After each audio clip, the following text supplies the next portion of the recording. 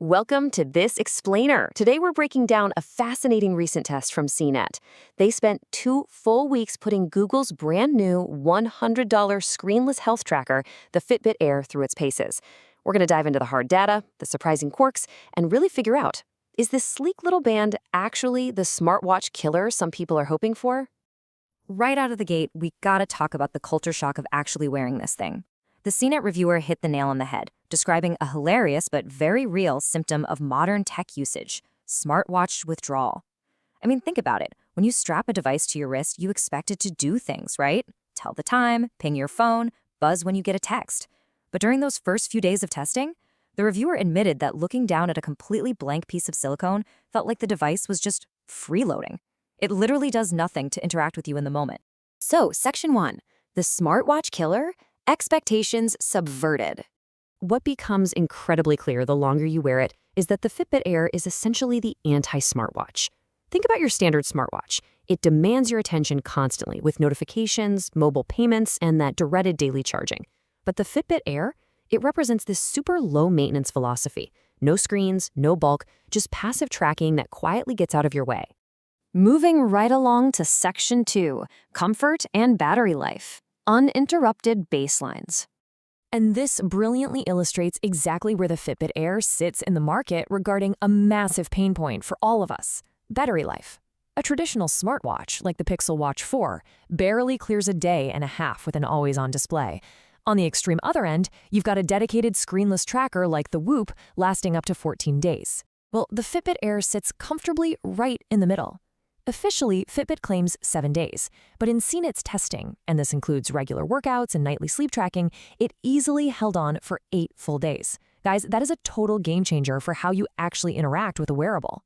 So why does that battery life matter so much for you? 2 words: uninterrupted baselines. The absolute most valuable health data you can get, your sleep quality, your resting heart rate variability, skin temperature, all of that is collected while you sleep. But when do most people charge their smartwatches? Exactly, at night while they're sleeping. Missing nights means you get gaps in your baseline, and gaps make it way harder to detect real health trends. Because the Fitbit Air rarely leaves your wrist for over a week, you get this beautiful, highly consistent overnight data. Okay, Section 3, tracking hits and misses. Sensor accuracy. For a $100 device, the Fitbit Air has some absolutely massive strengths. In standard accuracy tests on a measured track, its step tracking was nearly flawless. We're talking an astonishingly low 0.3% error margin compared to a manual clicker. No way, right? It also reliably tracks your blood oxygen, or SpO2, and spits out incredibly detailed sleep stage data. But maybe the biggest hit of all is the passive AFib detection. Having an irregular heart rhythm monitor constantly running in the background, looking for signs of atrial fibrillation on a budget device, that's a huge win. It is a fantastic, low-stakes early warning system.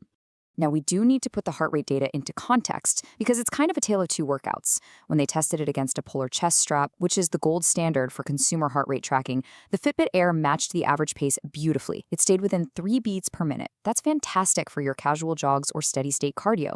But during peak sprints, the Air completely failed to capture the sudden spike, lagging behind by a noticeable 17 beats per minute. The takeaway here is that if you're a high-intensity interval athlete, this lag during rapid spikes is absolutely going to underreport your actual effort. Then there's the whole issue of auto-detection and built-in GPS, or, well, the lack of it. The Air relies entirely on your phone's GPS. The CNET reviewer shared this highly relatable story about taking the Air on a grueling 6-mile hike through Yosemite while carrying a 40-pound toddler. Because she lost cell signal, she lost her route map and elevation data. Plus, the tracker relies on auto-detection for workouts, but the constant toddler interruptions, snack breaks, stopping to pick up rocks, completely confused the algorithm. It actually fragmented what was an intense 4-hour hike into 3 totally separate, disjointed walks. So if you don't manually start your workout on your phone, the band can easily get tripped up by chaotic real-world movement. We also really need to call out a glaring flaw in the platform: the women's health blind spot. So the Fitbit Air accurately tracks skin temperature variations overnight, right? But unlike competitors like Aura or Whoop, the Fitbit app doesn't actually integrate that temperature data into its menstrual cycle tracking. Nope. It forces users to log their periods manually and then dig into a totally separate menu just to find their skin temperature. You basically have to connect the dots yourself. For a device so heavily focused on holistic health, failing to use its own data data to predict fertile windows or adjust training recommendations, yeah, that's a massive missed opportunity. Which brings us to Section 4, the AI Health Coach, Gemini-powered assistant. Okay, so the AI coach analyzes your sleep, heart rate, and fitness data to build personalized plans and suggest recovery tactics. But its personality, definitely a work in progress. The reviewer noted that some days it feels like a mildly nagging parent, and other days it's just insufferably positive. In one really funny instance, after she totally ignored the AI's repeated prompts to do a scheduled Pilates session, the coach instantly pivoted and commended her for listening to her body and skipping the workout. It's a handy tool that makes obvious connections for you, but man, it sometimes bends over backwards just to keep you happy. So let's talk about the absolutely crucial point here, the cost.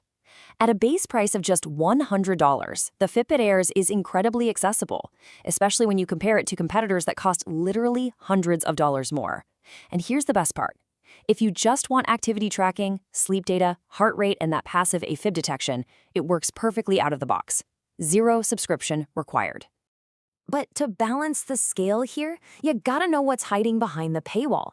To actually access that Gemini-powered AI health coach, the adaptive training plans, and those deeply detailed sleep insights, you're gonna need Fitbit Premium. After a 3-month trial, that'll run you $10 a month or $100 a year. It's an ongoing cost you definitely need to factor into that super appealing base price. Now, whenever we talk about AI and health data, we have to touch impartially on the privacy landscape. To be fair, Google explicitly states that health data collected by the Fitbit Air is not used for advertising. However, the Gemini-powered coach is obviously designed to learn from you.